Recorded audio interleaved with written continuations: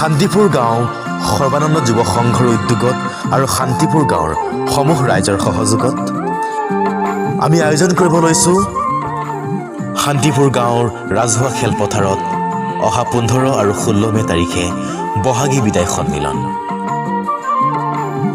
আপোনালোকৰ মৰম আৰু আশীৰ্বাদ বিচাৰি আমি সদৌতি ৰাইজৰ উপস্থিতি কামনা কৰিছোঁ। আশা কৰোঁ আপোনালোকৰ উপস্থিতিয়ে আমাৰ সন্মিলনখনি সাফল্যমণ্ডিত কৰি তুলিব। ধন্যবাদ।